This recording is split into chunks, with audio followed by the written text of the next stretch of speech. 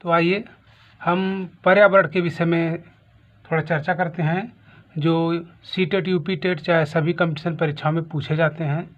आइए इसके विषय में देखते हैं हम देखते हैं पारिस्थितिकी तंत्र का सर्वप्रथम प्रयोग किसने किया था, आइए बताते हैं।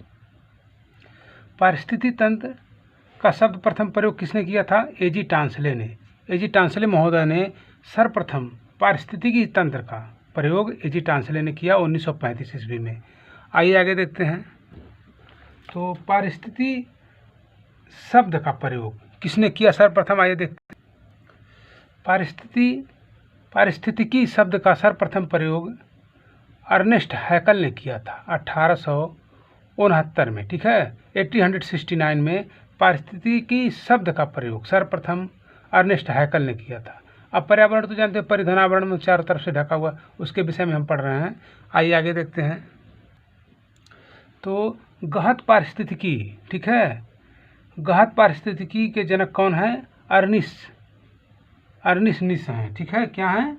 अर्निस्ट निश जी ने गहन पारिस्थितिकी के जनक हैं, ये इन्होंने खोज किया था, गहन पारिस्थितिकी के जनक, ठीक है, अर्निस्ट निश जी हैं। तो अब देखते हैं अगला। तो भारतीय पारिस्थितिकी के जनक प्रोफेसर रामदेव मिश्रा जी हैं।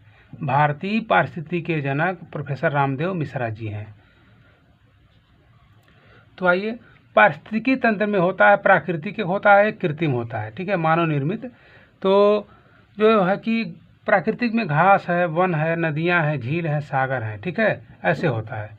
तो और कृत्रिम में क्या होता है? पार्क होता है, बगीचा होता है, धान का खेत होता है, कृत्रिम झील होता है, नहर होते हैं, तालाब होते हैं, डैम होता है, ठीक है, एक्वेरियम होता है। ये क्या है? सब एक पारिस्थितिकी तंत्र के दो पार्ट में है, प्राकृतिक और कृत्रिम, ठीक है, ये दोनों में ऐसे हैं।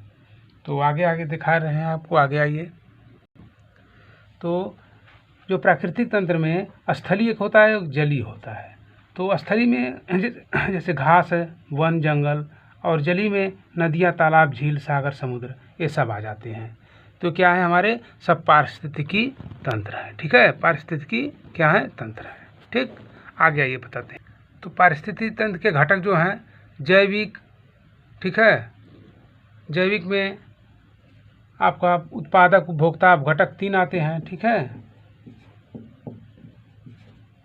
ये 3 आते हैं। तो उत्पादक में पेड़ पौधे हो गए, शैवाल हो गया, उपभोक्ता में जीव जंतु हो जाते हैं, घटक में कवक और जीवाणु हो जाते हैं, ठीक। इसमें आ जाइए, ये देख लीजिए। अजैविक में कार्बनिक, अकार्बनिक और भौतिक, इसमें भी 3 आते हैं, ठीक। तो इसमें देख लीजिए, कार्बनिक में प्रोटीन, वसा, यूरिया इत्यादि आ जाते हैं। और कार्बनिक में, अकार्बनिक में जैसे नाइट्रोजन, पोटेशियम, फास्फोरस, खनिज, चट्टान इत्यादि सब आ जाते हैं। अब भौतिक में देख लीजिए, तीसरे में वायु, आर्द्रता, तापमान, प्रकाश, दाब आदि ये सब आ जाते हैं भौतिक में। तो पारिस्थितिकी तंत्र के ये सब घटक हैं। क्या हैं? ये सब पारिस्थितिकी तंत्र के सब घटक हैं, ठीक है। आइए आगे देखते हैं। तो आइए पर्यावरण का हम ग्राफ दिखाते हैं। पर्यावरण में जलमंडल, स्थलमंडल, जीवमंडल, वायुमंडल, ये सभी पर्यावरण के मंडल हैं, ठीक है। पर्यावरण सबको मिला करके पर्यावरण बनता है, यानी परिधनावरण मतलब सबके बीच में, इतने में इस सबको मिला करके पर्यावरण कहा जाता है, ठीक है। आगे देखते हैं। प्राकृतिक का मेहतर मतलब सफाई कर्मचारी कौन कहलाता है? जीवाणु, कवक और अपघटक कहलाते हैं। प्राकृतिक का मेहतर या सफाई करने वाला जीवाणु, कवक और अपघटक यही कहलाते हैं। आगे देखते हैं। पारिस्थितिकी तंत्र की ऊर्जा का सर्वोत्तम स्रोत सूर्य है। ऑरिजिन ऑफ स्पीसीज के लेखक चार्ल्स डार्विन जी हैं। फिलोसफिक जूलॉजी के लेखक क्या हैं? लैमार्क हैं, ठीक है। फिलोसफी जूलॉजिक के लेखक लैमार्क हैं। एक हमेशा पूछा जाता है कि ये पुस्तक किसने लिखा है, तो हमेशा कंपटीशन एग्जाम में पूछे जाते हैं। ऑरिजिन ऑफ स्पीसीज के लेखक कौन है? तो चार्ल्स डार्विन है। देखिए, फिलोसफी जूलॉजिक, फिलोसफी एक है, उनका पुस्तक है लैमार्क का। फिलोसफी जूलॉजिक के लेखक कौन है? लैमार्क है। कुछ प्रमुख सिद्धांत हैं। लैमार्कवाद का सिद्धांत किसने दिया था? लैमार्क ने दिया था। डार्विनवाद का सिद्धांत किसने दिया था? डार्विन ने दिया था। उत्परिवर्तनवाद का सिद्धांत हुगो ड्यूबीज ने दिया था। हुगो ड्यूबीज लिखा है, देखिए हुगो डी ब्राइज इसमें लिखा है, लेकिन हुगो ड्यूबीज भी पढ़ सकते हैं, वो कहीं कहीं भी लिखा रहता है, ठीक है। तो ये कुछ प्रमुख सिद्धांतवादी लोग हैं जिन्होंने सिद्धांत दिया है। तो पारिस्थितिकी तंत्र का आतंकवादी वृक्ष किसे कहते हैं? यूकेलिप्टस को कहते हैं। हमेशा कंपटीशन परीक्षा में पूछे जाते हैं। पारिस्थितिकी तंत्र का आतंकवादी वृक्ष यूकेलिप्टस या सफ़ेदा, जिसे हम यहाँ जैसे लिप्टिस नहीं कहते हैं, वही है सफ़ेदा, यूकेलिप्टस। किसानों का मित्र केचुआ या सांप होता है। जैसे किसानों का मित्र क्यों केचुआ हो जाता है सांप?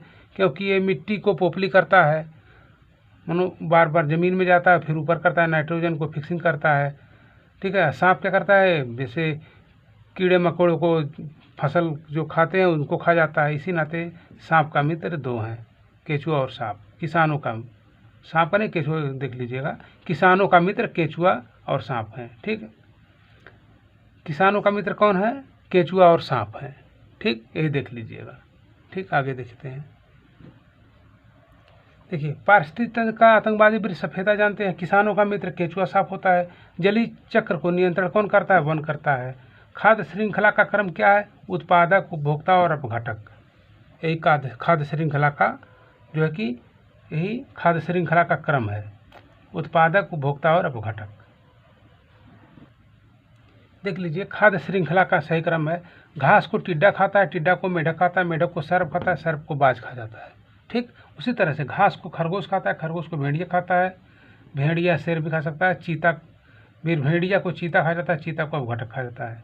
उसी तरह से घास को बकरी खाती है, बकरी को चीता शेर खाता है, फिर शेर को अपघटक खा जाते हैं। इसी तरह से खाद्य श्रृंखला की कड़ी है, चलती रहती है।